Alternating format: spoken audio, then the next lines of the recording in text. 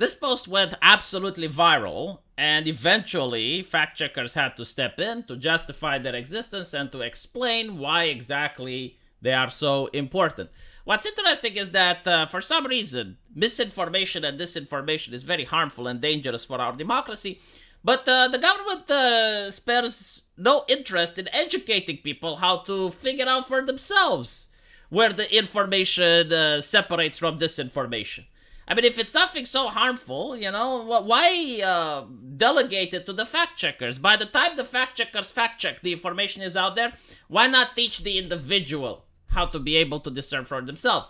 So I took advantage of this particular article in order to show you guys how I personally decide if something is true or not. Because again, millions of people have shared this unironically. They actually thought that the BBC has this questionnaire. And the questionnaire is for the BBC recruits to see whether or not they're far right. The definition of the word far right, according to the British media, as far as I know, is that you have the extreme radical fringe left, and that is considered normal and healthy. And anything else is considered far right. Notice how they do not call you a Nazi like in America or a fascist or anything like that. It's a very ambiguous term, far right. And also notice how they never, as far as I know, use the word far left. Ever. Like, please show me a British article that uses the word far left. But anyway, right, so let's look at the article. Apparently, like any one of these questions, if you answer yes, you are 5% closer to far right. And I understand that we live in an interesting place where the BBC publishes articles like how you should avoid the king's coronation and stay off social media. We discussed that in a previous video.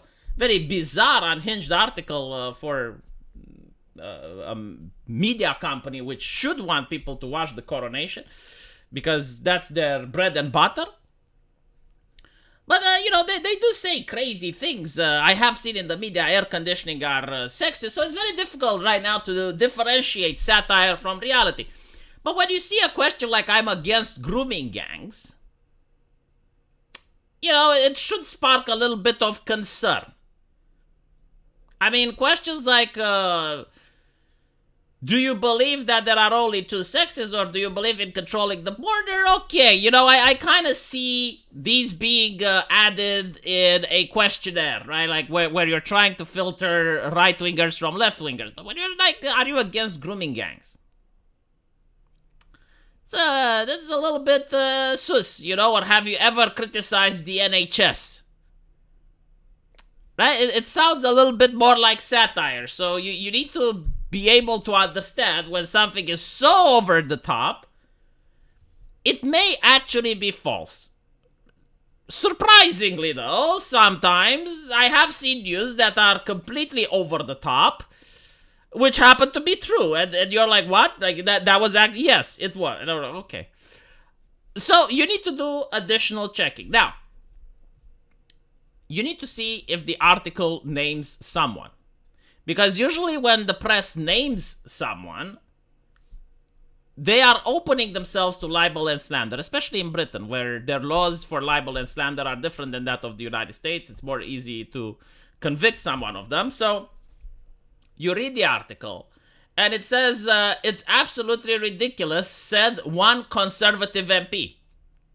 The BBC is supposed to be a neutral broadcaster, not a propaganda machine for the left. This is just another attempt to stifle free speech and silence anyone who doesn't toe the line. So notice how they're not naming anyone. They're like one Conservative MP. Now, a Conservative MP that would say something like this would not want to be anonymous. Like either they say it or they don't. When you're an MP, you want your political takes to be made public because, again, that's your bread and butter. That's how you make a living. So all of a sudden, I'm like, okay, well, this is definitely satire, right? They refuse to name someone, and they're like one Conservative MP. Like all of the time, like all of a sudden, you get all the alarm flags raised. Furthermore, if you want to do additional information, you take the title, BBC to introduce a new far-right questionnaire, and you Google it. And you see where it's coming from. If it's being reported by other mainstream media outlets, a title like this would not go unnoticed, right? Obviously, the BBC may not report on it. Obviously, The Guardian may choose to ignore it. But there are right-wing publications that would lap the opportunity. I mean, the Daily Wire even. Like, if like such a questionnaire that is so far out there would exist, you would have right-wing publications, even from Britain, that would definitely not miss the opportunity to talk about this. So, this is how you can tell if something is satire or not without the need of fact checkers. Like, first of all, how outrageous is it?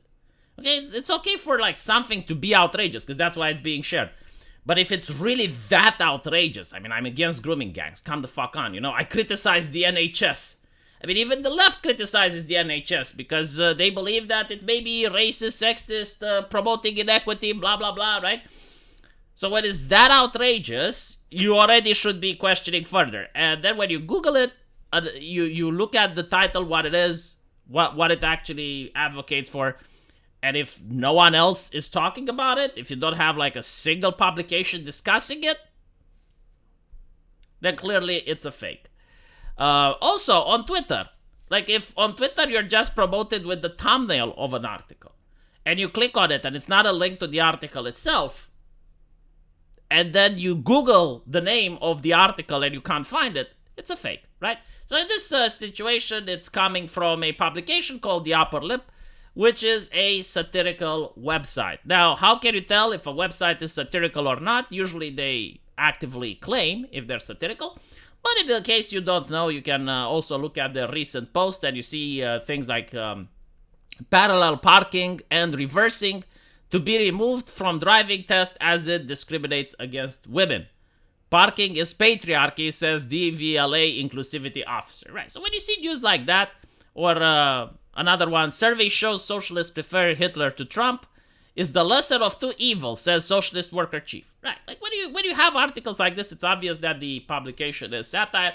But what's interesting is that the fact checkers use people who are sharing articles like this to justify their existence and to say, well, look, people are unable to tell satire, and because of that, we need fact checkers to combat the harmful and dangerous misinformation, disinformation, malinformation, and all the other buzzwords that they come up with in order to justify censorship.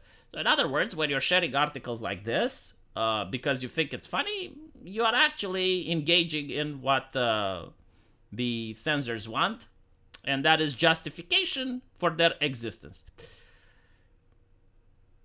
I also noticed that the Twitter fact-checking, which is now fact-checking Twitter advertisers, it is done completely by the community, is a very interesting alternative to fact-checking, and I haven't seen any government or NGO or activist group to recommend that being done further. Interesting. Let me know what you guys think, and as usual, I will see you in the comment section. Take care.